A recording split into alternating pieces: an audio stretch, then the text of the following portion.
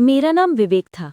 मैं अपने परिवार का सबसे जिम्मेदार और सबसे भरोसेमंद लड़का माना जाता था।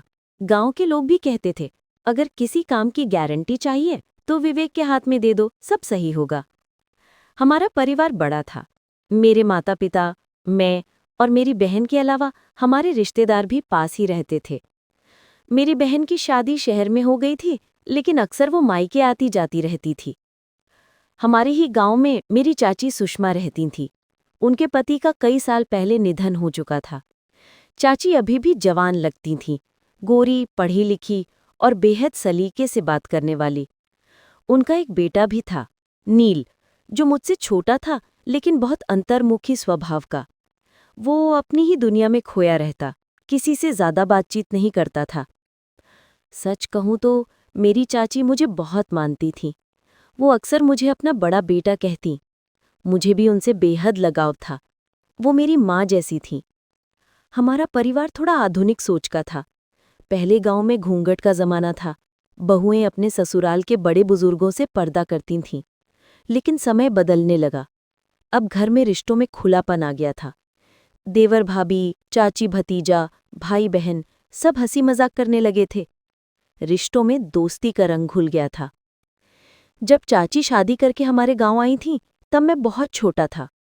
लेकिन जैसे जैसे बड़ा हुआ, मैंने उन्हें हमेशा भाभी जैसा समझा, क्योंकि उनकी और मेरी उम्र में बहुत ज्यादा फर्क नहीं था। घर में जब कोई नया व्यक्ति आता है, तो इंसान ज्यादा बातचीत करता है, उसके आसपास घूमता है, और चाची खूबसूरत भी थीं। सच कहूं तो उनसे बात करने में किसी का भी मन लग सकता था। मैं अक्सर चाची के घर चला जाता। वो जब किचन में काम कर रही होती, तो मैं भी पास खड़ा हो जाता। विवेक, जरा वो डिब्बा पकड़ा दो। हाँ चाची। और मैं तुरंत उनकी मदद कर देता। हम चाय भी साथ पी लेते थे, कभी लूडो खेल लेते थे। नील तो अक्सर अपने कमरे में ही बंद रहता, इसलिए चाची को अकेलापन महसूस होता था। शायद इसलिए भी वो मुझसे ज्यादा बातें करती थीं। धीरे धीरे हमारे बीच एक दोस्ती जैसा रिश्ता बन गया। मैं भी चाची का बहुत सम्मान करता था। लेकिन गांव का क्या है, लोग बिना मतलब बातें बनाने में माहिर होते हैं। हमारे ही परिवार की एक औरत थी, रीना काकी। वो चाची से हमेशा जलती थीं। वजह साफ थी, चाची पढ़ी लिखी थीं, सुंदर थीं, सजना संवरना जानती थीं, खाना अच्छा बनाती और सबसे मिलजुल कर बातें करती थीं। रीना काकी को ये सब खटकता था।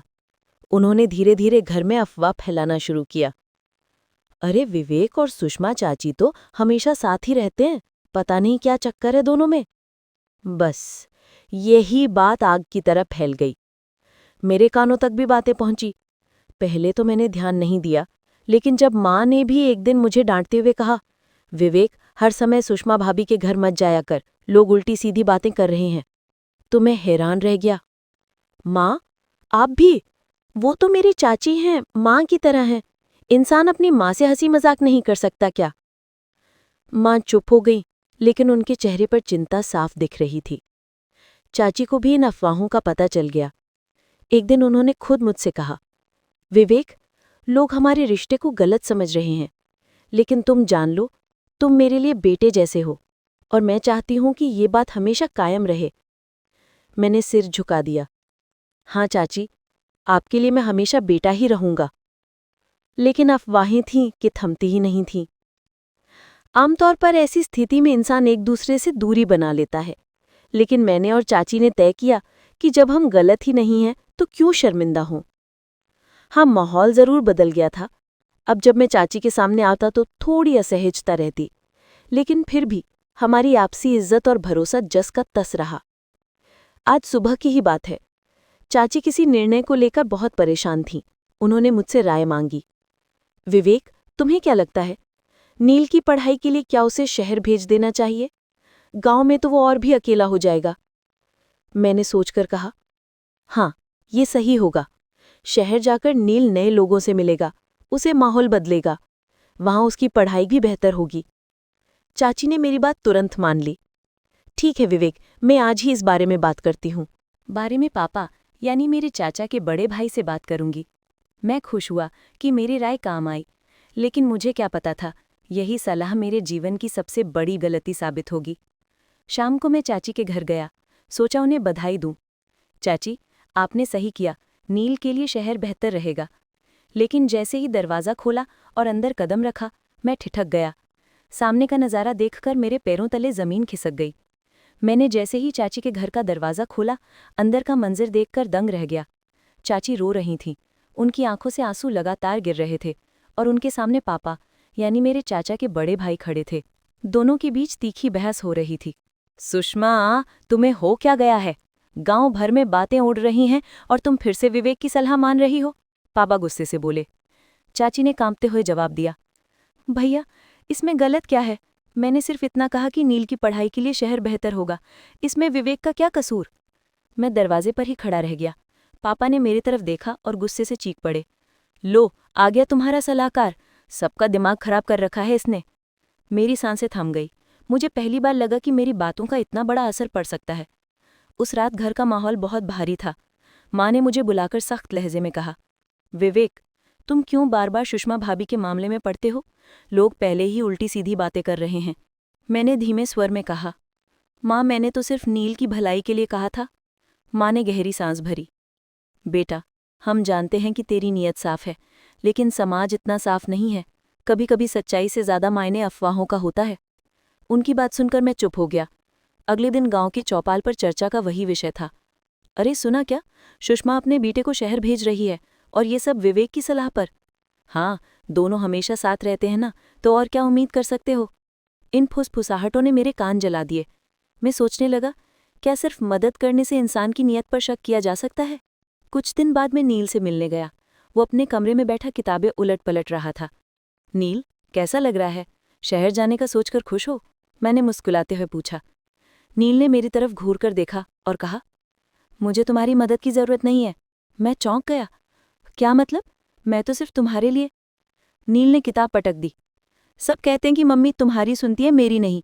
तुमने ही उन्हें समझाया होगा कि मुझे यहाँ से दूर भेज दो, ताकि तुम अकेले मम्मी के करीब रह सको। उसकी बातें मेरे दिल को चीर गई।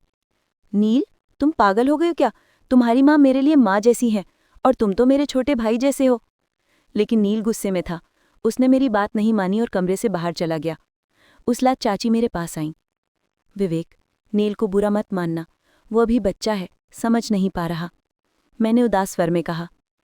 लेकिन चाची, अगर वो मुझे गलत समझेगा तो हमारा रिश्ता कैसे बचेगा? चाची की आंखों में आंसू थे।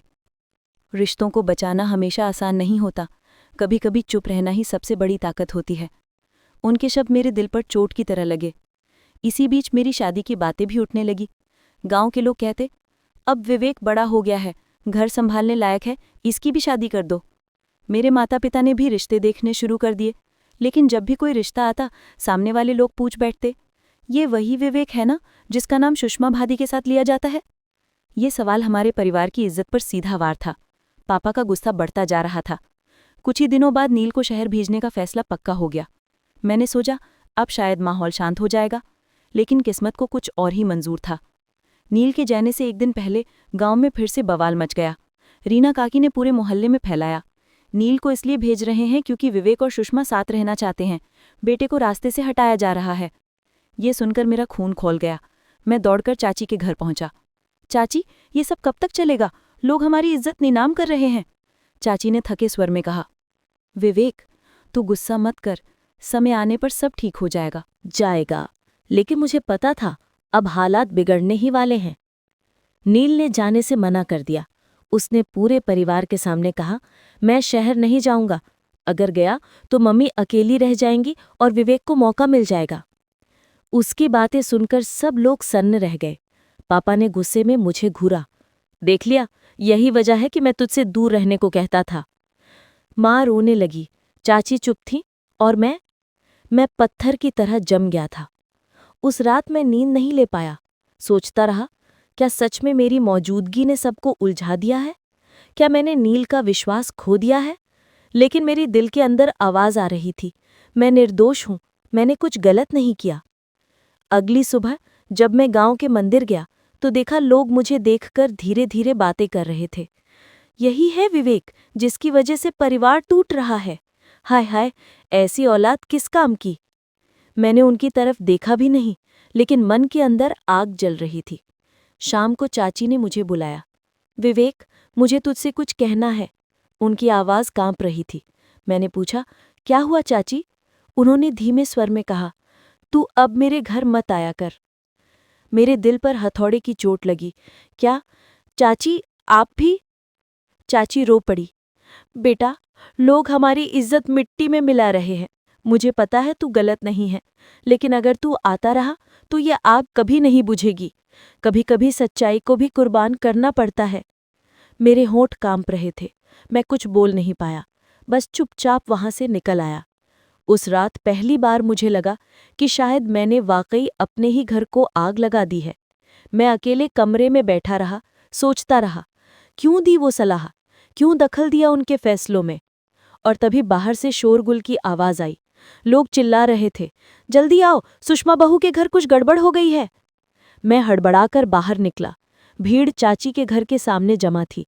जब मैं चाची के घर पहुंचा तो देखा पूरा आंगन लोगों से भरा हुआ था।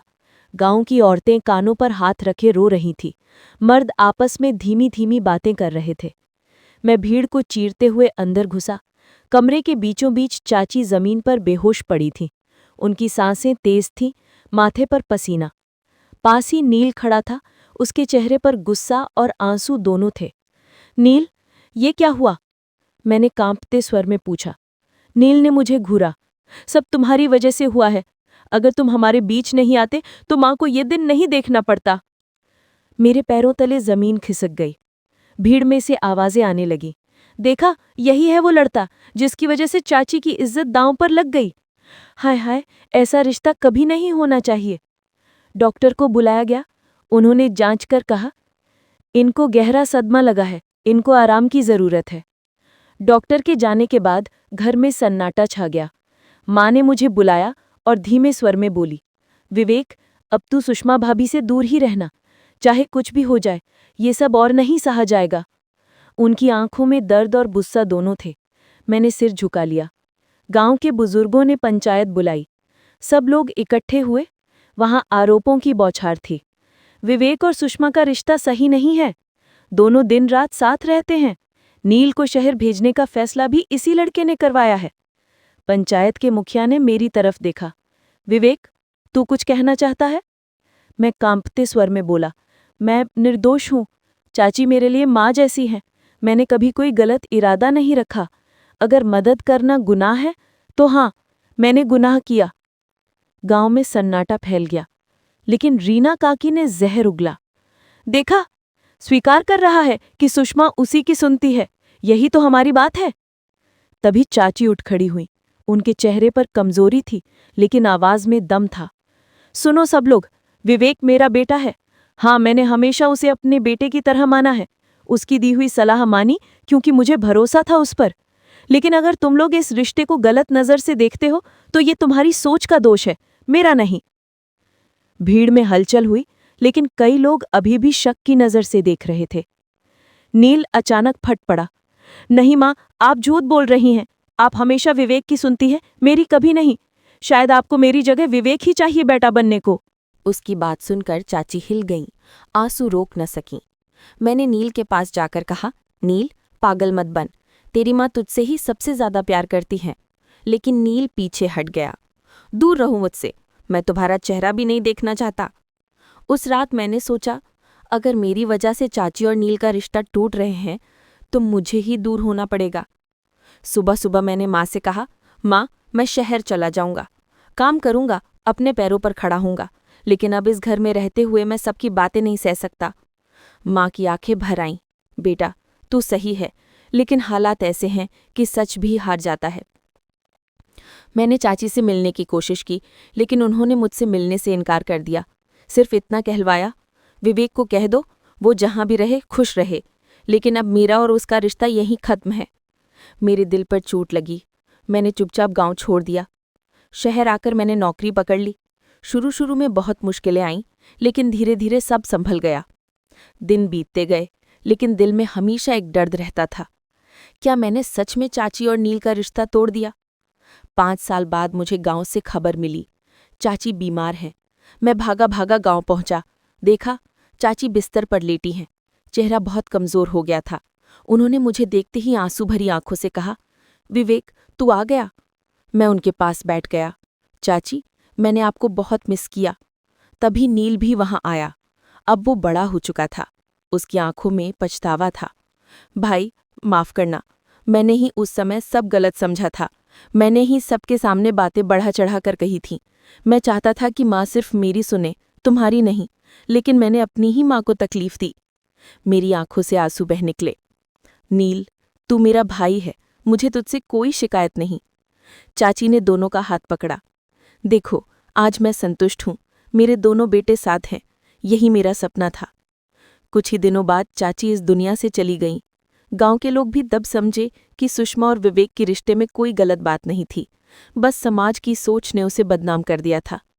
चाची की चिता के सामने खड़े होकर मैंने और नील ने कसम खाई, अब चाहे लोग कुछ भी कहें, हम रिश्तों को हमेशा सम्मान देंगे। माँ की तरह चाची हमारे दिल में हमेशा जिंदा रहेंगी। मेरे जीवन का ये सबसे बड़ा सबक था। रिश्तों की सच्चाई को अक्सर समाज की नज़रें झूठा साबित कर देती हैं, लेकिन अगर दिल साफ हो तो एक दिन सच्चाई सामने आ ही जाती है।